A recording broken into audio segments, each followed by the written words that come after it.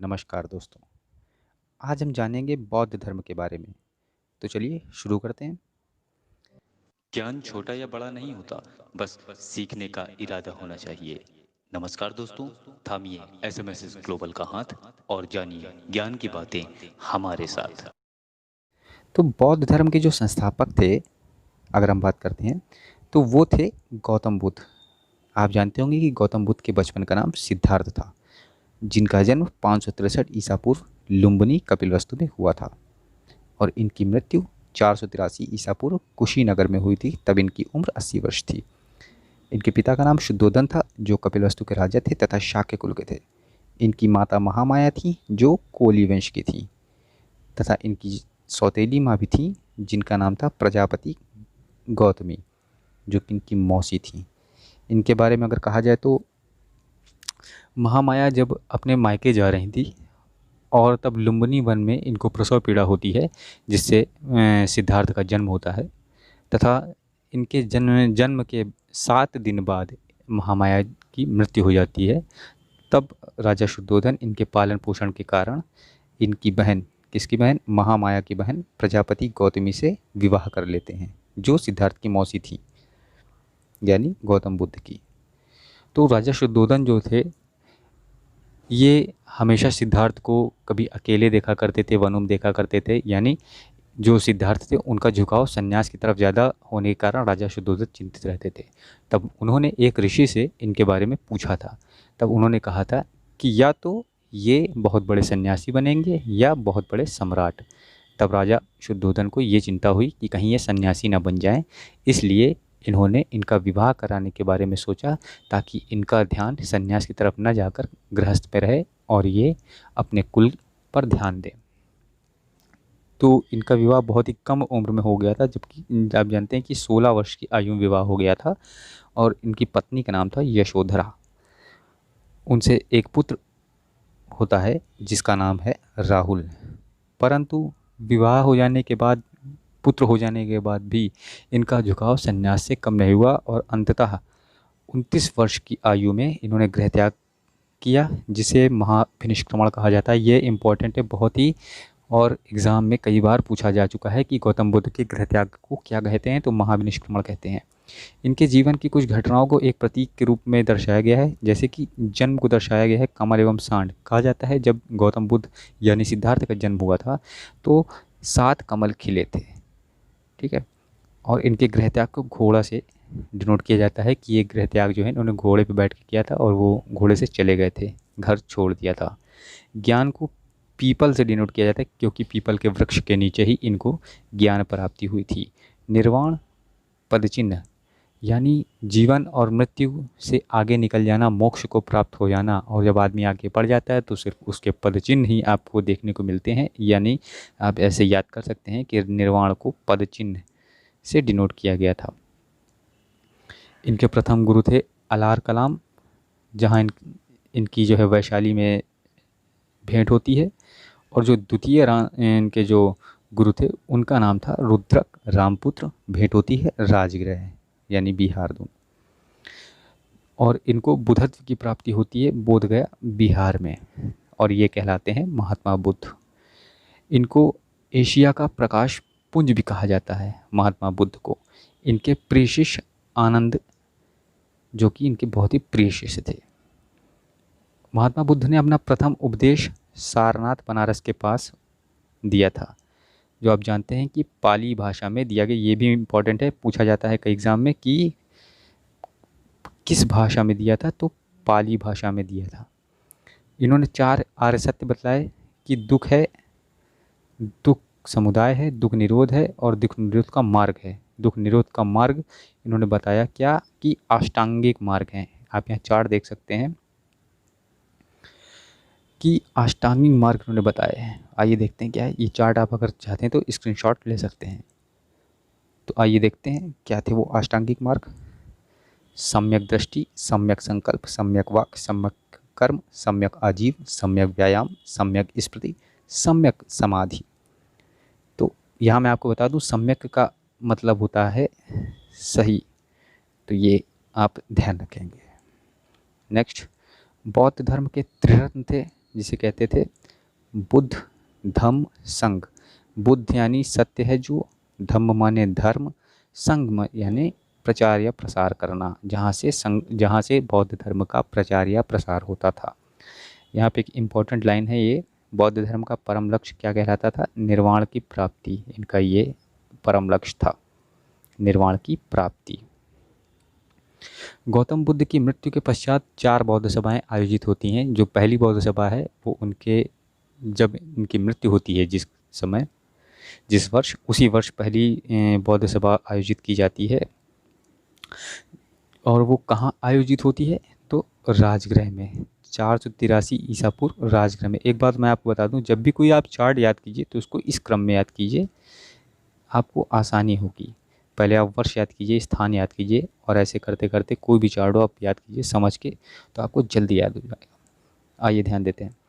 तो 483 ईसा पूर्व में राजगृह में पहली बौद्ध सभा हुई। राजा थे अजातशत्रु, अध्यक्ष थे महाकश्यप। इंपॉर्टेंट क्वेश्चन है। द्वितीय जो बौद्ध सभा या बौद्ध संगति हुई थी वो 383 ईसा पूर्व में हुई थी, वैशाली में। कालाशोक इस समय सम्राट थे और अध्यक्ष थे सबाकामी। तृतीय बौद्ध सभा हुई थी 247 ईसा पूर्व, पाटलिपुत्र और अशोक के काल में। ये बहुत ही इम्पोर्टेंट है कि तृतीय बौद्ध सभा किसके काल में आयोजित हुई थी, या सम्राट अशोक के काल में कौन सी बौद्ध सभा आयोजित हुई थी। तो आप बताएंगे कि तृतीय बौद्ध सभा आयोजित हुई थी, और इसके अध्यक्ष थे मोगलीपुत्र तिस। जो चौथी बौद्ध सभा है ये एकमात्र ऐसी सभा है जो ईस्वी के बाद हुई, यानी ईस्वी की पहली सदी में हुई थी, 102 ईस्वी में हुई थी। कहाँ हुई थी? कुंडलवन कश्मीर में, और सम्राट थे उस समय कनिष्क, और उसके अध्यक्ष थे वसुमित्र और उपाध्यक्ष थे अश्वघोष। तो कभी ये इसमें कभी कभी जो है डाउट हो जाता है एग्ज़ाम में कि उपाध्यक्ष और अध्यक्ष में, तो उपाध्यक्ष अश्वघोष और जो अध्यक्ष थे वो वसुमित्र, ये याद रखेंगे। और इसी में आप ये भी याद रखेंगे कि इस समय सम्राट जो थे वो कनिष्क थे। चलिए आगे बढ़ते हैं। सर्वाधिक उपदेश, वैसे इन्होंने कई जगह बहुत सारे उपदेश दिए थे, बट सर्वाधिक जो उपदेश थे वो श्रावस्ती कौशल, यानी आप जानते हैं महाजनपद में से एक नाम है कौशल, ठीक है। और अंतिम उपदेश इन्होंने अपने शिष्य समुद्र को दिया था। और प्रथम महिला अनुयायी जो थी वो प्रजापति में गौतमी थी। आप ये जान लीजिए कि बौद्ध धर्म में पहले जो सिर्फ पुरुषों को अनुमति थी इस धर्म में, परंतु उनके प्रिय शिष्य आनंद के कहने पर उन्होंने फिर बाद में महिलाओं के लिए भी इस धर्म में जो है अनुमति प्रदान कर दी थी। और जो प्रथम महिला अनुयायी थी वो प्रजापति गौतमी थी, जो कि इनकी आप जानते हैं कि सौतेली माता थी। कुछ जब समय बीतता गया, इनकी मृत्यु हो गई, उसके बाद बौद्ध सभाएं हुई, तो कई भागों में बौद्ध धर्म टूटने लगता है। यहाँ पे आप ध्यान देंगे कि हीनयान और महायान जिससे क्वेश्चन बनते हैं उस पे हम आज बात करते हैं। हीनयान परिवर्तन विरोधी थे, महायान परिवर्तन समर्थक थे। तो हीनयान परिवर्तन विरोधी थे और महायान परिवर्तन समर्थक थे। कोई भी धर्म बदलाव को, कोई भी जो छोटे छोटे उसमें जो बदलाव होते थे उसका वो समर्थन करते थे। नेक्स्ट, हीनयान क्या थे?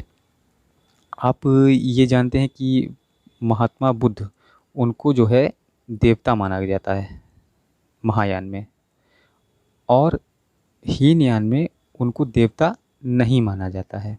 ये चीज़ आप इसमें ध्यान देंगे। कभी कभी जो है स्टूडेंट में डाउट हो जाता है कि किस में महापुरुष, मतलब किस में देवता माना है और किस में नहीं माने हैं। तो आप ये इससे नाम से याद कर लीजिए कि जो महायान है, महान मतलब महान है, तो जो महान है वो अवतार हुआ होगा, तो ये बुद्ध जो है अवतार माना गया है। और हीनयान में इनको सिर्फ महापुरुष माना गया है, देवता नहीं माना गया है। और ये हीनयान मूर्ति पूजा का विरोधी थे, और ये मूर्ति पूजा में विश्वास करते थे महायान।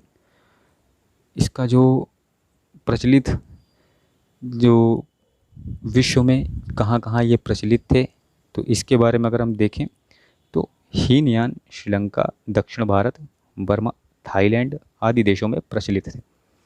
और अभी आप देखे होंगे कि महायान जो है उत्तर भारत में आपको देखने को मिलेगा, चीन में ही देखने को मिलता है, जापान में ही देखने को मिलता है, तिब्बत में भी आपको देखने को मिलता है। तो ये महायान ही है जो आपको उत्तर भारत में देखने को मिलते हैं। ये त्रिपिटक है, यानी बौद्ध साहित्य जो त्रिपिटक है वो किस भाषा में था? पाली भाषा में है। आप ये ध्यान रखेंगे कि त्रिपिटक जो लिखा गया है वो पाली भाषा में लिखा गया है ये सारे। तो पहला है सुत्त पिटक। यहाँ पिटक का मतलब होता है पुस्तक। तो सुत्त पिटक में क्या लिखा है कि बुद्धों के उपदेशों का जो संग्रह है वो सुत्त पिटक में है।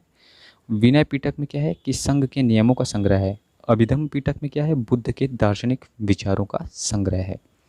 तो ये चीज़ ध्यान रखेंगे। अब ये एग्जाम में पूछा जाता है अभिधम्म वाला। आगे बढ़ते हैं। बोधिसत्व, ऐसा व्यक्ति जो स्वयं निर्वाण प्राप्त हो तथा अन्य की सहायता करे, ऐसे व्यक्ति को बोधिसत्व कहते हैं, जैसे महात्मा बुद्ध। आगे बढ़ते हैं। जातक कथाएं, बुद्ध के पुनर्जन्म की कथा एग्जाम में आता है। जातक कथाएं ऑप्शन दे देता है। तो आप जानते हैं कि बौद्ध धर्म पुनर्जन्म में विश्वास करता था। तो जातक कथाएं बुद्ध के पुनर्जन्म से। बुद्धचरित, सौंदरानंद, शारिपुत्र प्रकरण, ये सारी जो है रचना अश्वघोष की हैं। यह ध्यान रखिएगा, कभी कभी तीनों पूछ लेता है एग्ज़ाम में, वो पूछता है किसकी रचना है, कभी कभी एक या दो पूछता है, तो ये ध्यान रखेंगे। और अब ये इसके बारे में तो हर कोई जानता है कि बुद्धचरित जो है बौद्धों का रामायण है। ये बहुत ही इम्पोर्टेंट है, हर एग्ज़ाम में जो है साल 2 साल में ये पूछा ही जाता है। तो इसका जो है अब ध्यान रखेंगे। बौद्ध धर्म में चैत्यों को पूजा घर कहा जाता है। यानी अगर ऐसा कहें कि बौद्ध धर्म में पूजा घर को क्या कहा जाता है, तो चैत्य कहा जाता है बौद्ध धर्म में। मठ या विहार, ये क्या होता था? ये होता था बौद्ध भिक्षुओं या यहाँ कंप्यूटर द्वारा जो है गलत टाइप हो गया है, यहाँ अनुयायी होगा। तो बौद्ध भिक्षुओं या अनुयायियों का निवास स्थान मठ या विहार। अन्य बिंदु पर दृष्टि करते हैं तो आप जानते हैं यहाँ पे कि गांधार कला बौद्ध धर्म से संबंधित है। ये मोस्ट इम्पॉर्टेंट है, ये पूछा जाता है एग्जाम में कि गांधार कला किस धर्म से संबंधित है, तो बौद्ध धर्म से संबंधित है। और दूसरा इम्पोर्टेंट पॉइंट है कि बौद्ध धर्म एवं जैन धर्म में समानता क्या है, तो अनीश्वरवाद में इन दोनों के बीच में समानता पाई जाती है। वज्रयान ये एक ऐसी शाखा है, अभी मैं आपको बताता हूँ कि वज्रयान ये ऐसी शाखा है जिसमें तंत्र मंत्र और ये आडंबर को प्रधानता प्राप्त हुई थी। गुप्त काल में इसका विकास होता है। तो इसमें ये 6 से 8वीं शताब्दी में इसका जो है विकास होता है। और इसमें आडंबर, तंत्र मंत्र, ढोंग, मतलब ज़्यादा दिखावा करना, ये सब चीज़ों में वज्रयान जो है बौद्ध धर्म के पतन का कारण बनता है। ठीक है। अब ये लास्ट में ही जानते हैं कि बौद्ध धर्म के कुछ ये जो शासक हुए जो है, तो उन्होंने बौद्ध धर्म अपनाया था। तो उनमें से ये कुछ हैं। बिंबिसार, कौन? बिंबिसार और अशोक। यहाँ पे एक ट्रिक है छोटी सी, ध्यान दीजिएगा कि बापू के एच, तो बी से बिंबिसार, ए से अशोक, पी से प्रसेनजीत, यू से उदयन और के से कनिष्क और एच से हर्षवर्धन। तो बापू के एच, बिंबिसार, अशोक, प्रसेनजीत, उदयन, कनिष्क, हर्षवर्धन। तो ये एक छोटी सी जानकारी थी महात्मा बुद्ध या बौद्ध धर्म के बारे में। अगर आपको ऐसी जानकारी अच्छी लगती है, अगर आप किसी और चीज़ में वीडियो बनवाना चाहते हैं या आपको किसी और चीज़ की जानकारी चाहिए, तो आप नीचे कमेंट बॉक्स में आप कमेंट कर सकते हैं।